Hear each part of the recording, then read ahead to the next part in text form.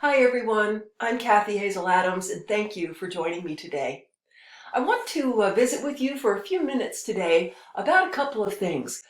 First of all, to follow up with you a bit on a video that I posted on Sunday in which I shared with you energies and things that I was being shown by my spirit guides about what was going on and what was coming and where we were. I shared quite a few things in that video, which by the way turned out to only be an audio because my video recorder completely took the audio and video out of sync. So I ended up just having to put a picture of myself on the recording so that you're listening to me, but you're just seeing a picture of me. Sorry. But I shared several things in there that came from my morning time with my spirit guides that have been showing up to me in an astounding way over the last few days. So I want to visit that, talk about a few of those specific points, talk with you about where we are now, because as I shared in that video, we are in it now. It's wonderful. You're probably feeling it.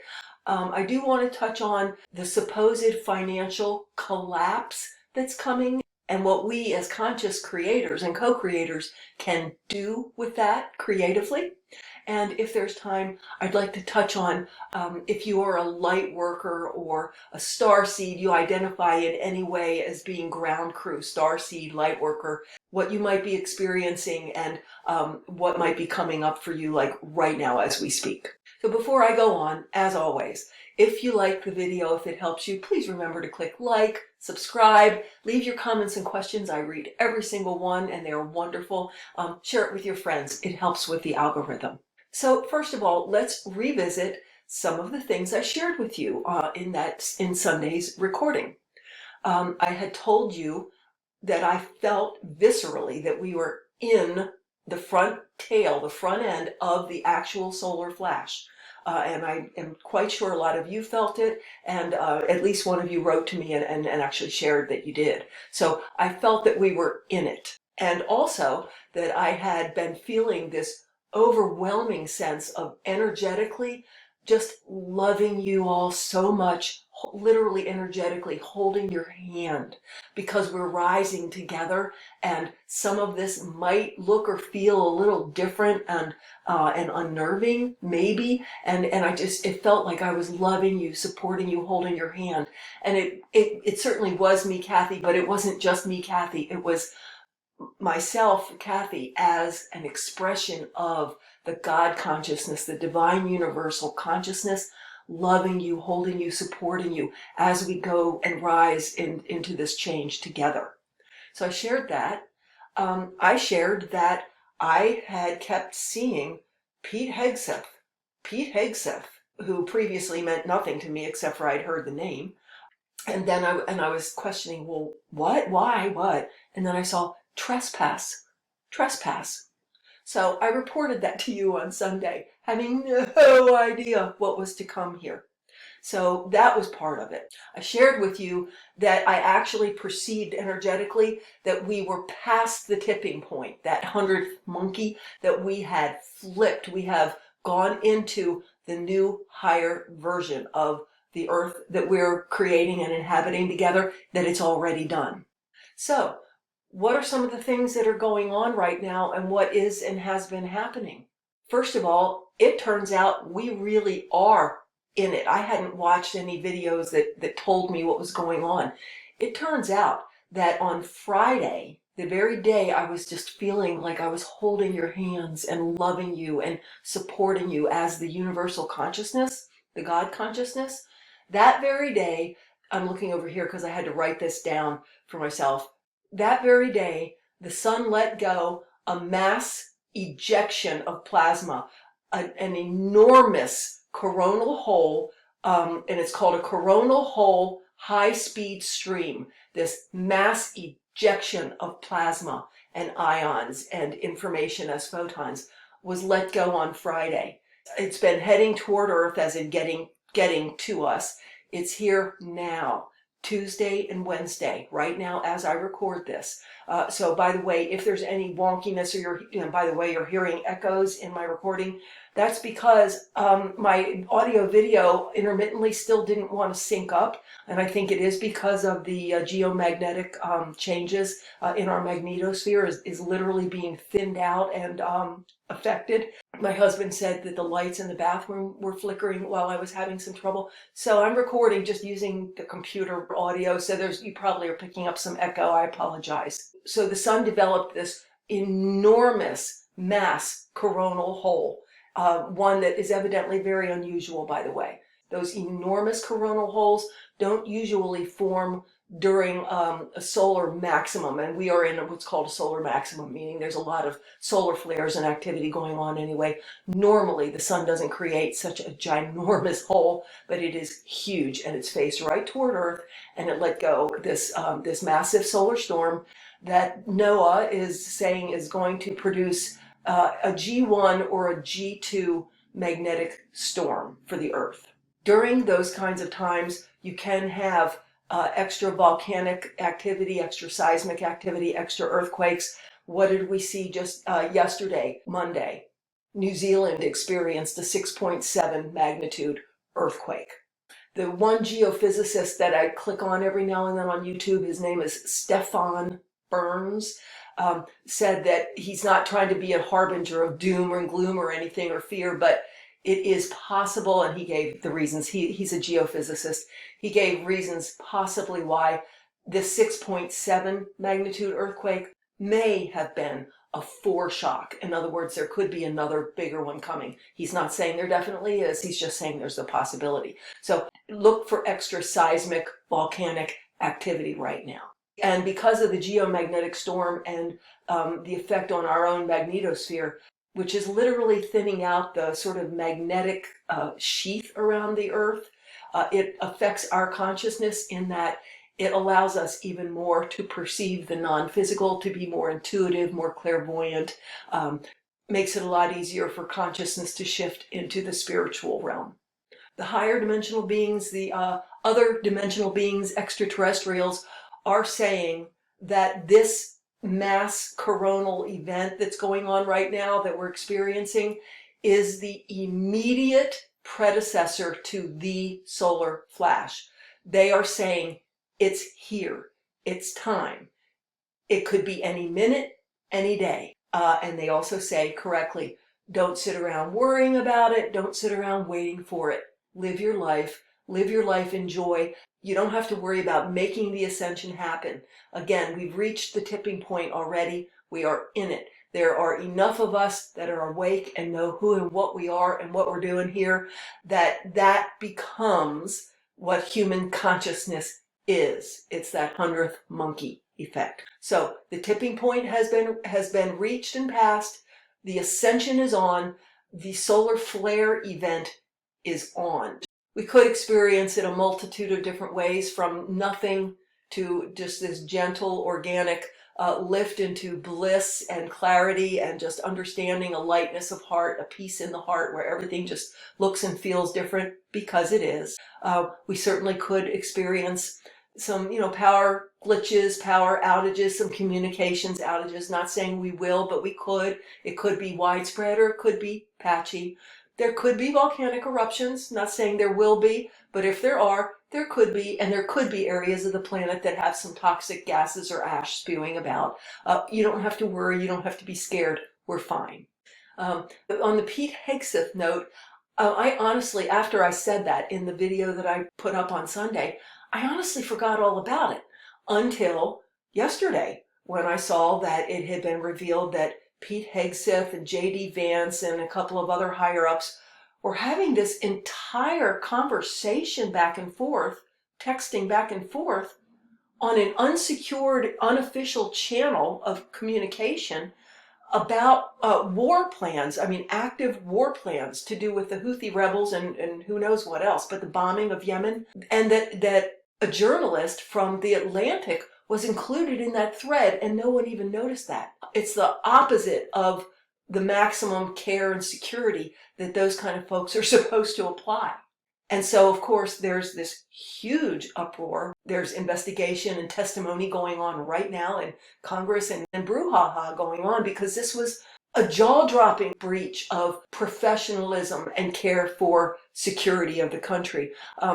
Evidently, they've uncovered so far that this journalist got added to that texting thread, the conversation thread, while he was in Russia with an envoy that the Trump administration had sent to Russia. So somehow he got added to the thread with that visit to Russia and was seeing all this top secret information about war plans going through on this chat thread. And the thing is that since he was in Russia, Russia monitors everything. Russia easily could have been reading every single word. So, I mean, it is just a ridiculously massive security breach. And sorry, I have to throw this in. And a jaw-dropping ignorance of hypocrisy. You know, how certain people were calling for Hillary to go to jail because she dared to use a private server, which was secure. No one ever hacked her server, but she used a private server, which, you know, she wasn't supposed to do, admittedly, but she should go to jail for that. But here, these people acting like frat boys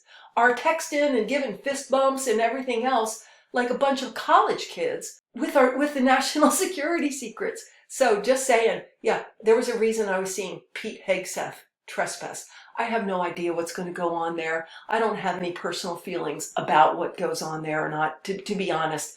I have been telling you all along that I didn't see Trump being in office for very long, not more than a few months, maybe 6 months at the most. And I realize things change all the time. Timelines change all the time. But that's what I had been seeing. And that when Trump's presidency ended, it wouldn't be in auspicious circumstances. It would be humiliation and disgrace. I don't know if this Pete Hegseth event is part of the sort of the cracking and falling down of the House of Cards or not. It certainly could be. We'll just have to wait and see how this thing plays out. And it doesn't matter because the old guard, the old paradigm is crumbling and falling away. Like I said in a previous video sometime, Humpty Dumpty, you know, and things that needed to be broken up have been broken up so that we can make decisions going forward about, well, what does this need to look like? Where have we been wasting energy, time, and money and just being stuck in old ways that don't fit anymore? What do we need to keep? My mother used to say something about don't throw the baby away with the bathwater. There are things you need to keep, right? Probably people inspecting your meat to make sure that that's safely handled, or that there are park rangers to work in the parks, or people there available to process the social security checks of your mother and grandmother, whatever it is. I mean, there are certain things you just need to have in place. Air traffic controls. You need to have certain things in place. You can't go in like a 12-year-old and knock everything down, which is kind of what they did. But again, it knocked everything down so that now there is really room to make assessments and decisions about who do we want to be going forward, what do we keep, what is obsolete and useless, what needs to be reworked and tweaked. So it's all good, guys. It's all good. So back to the fact that we are in the Ascension event, that the solar flash is upon us. We don't know which minute of which day, and we don't need to. The higher dimensional stress this, and I want to stress it and pass that on to you. You can probably feel it already. I do. That we're free to just live our joyful lives and be conscious co-creators together. It feels to me like we're literally being set free, but not by others. We're setting ourselves free. We're moving into where we know who and what we are now. We have our personal empowerment to create and to create together and create the world that we want to live in. And that's not going to include the top 1% having all the money and everybody else struggling paycheck to paycheck and dealing with lack. I did want to say something. I was given a vision of that this morning. So money is energy. And the way things have been, the very top 1 to 3% of humans on the planet, more like 1%, have all the money. Evidently, the top 3 richest people in the US are worth as much together as the entire bottom 50% of the entire country. 3 people have all the money that 50% of the population in the US have altogether. That's an astounding number. And so this money, which is energy, has been very imbalanced. It's been resting with just a very literally few people. You can almost count them on your one hand, and then their minions. And the rest of us have really had to, as you know, work for it, struggle for it, live in lack, a lot of paycheck to paycheck with other people, higher ups, kind of setting the tone of how it's going to be as far as taxation and where the money goes and paying into Social Security. And so a very few people have had almost all the wealth. But the rest of us have just been, living with what we can and getting by as much as anything else. There's going to be a massive balancing of that energy and the money and all abundance to where that energy and abundance is much more fairly distributed with everybody. And all the power can't rest with the few because they don't have all the power anymore. And the picture I was given, it's kind of funny. It's almost like if there was a pat of soft butter on a piece of bread. It's all lumped up in one place. Very few people have all the butter. And it's like it's going to be spread out evenly over the slice of bread, so to speak, so that everyone gets to participate more fairly and equally in the abundance, in the having resources. Another thing I want to share is, some of these higher dimensionals have been saying things are going to be revealed. Information is going to come out where a lot of people are going to be very upset and very angry and heartbroken and feeling betrayed. And in this morning's meditation, it kind of came to me, that emotion and what's under there that they're sort of talking about.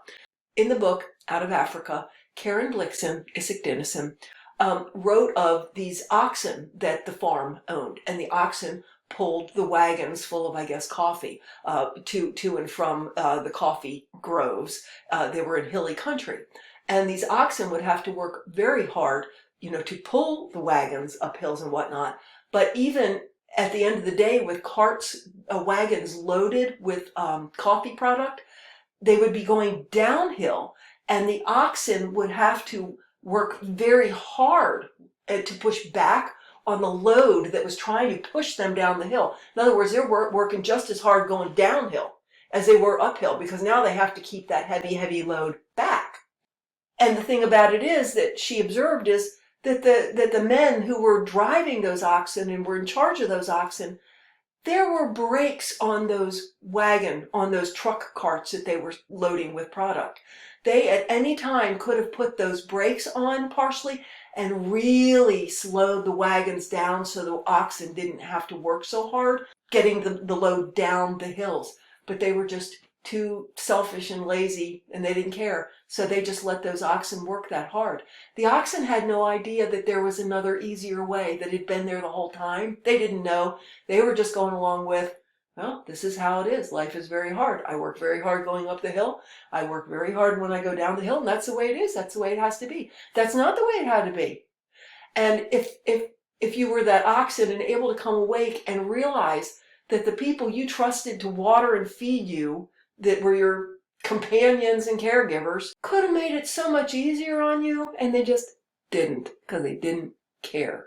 I think that's the kind of betrayal many people are going to feel when some of this stuff comes out of what the government has been hiding, where all the money's been going, the programs they've had in place, technologies that would have changed our lives 100 years ago, free energy, changing everything. But we've just all been going along with the financial system the way it is, based on oil and everything else, because that's the way we thought it was and that's the way it had to be. And I think there's going to be a lot of splaining to do coming up here in the next month or two.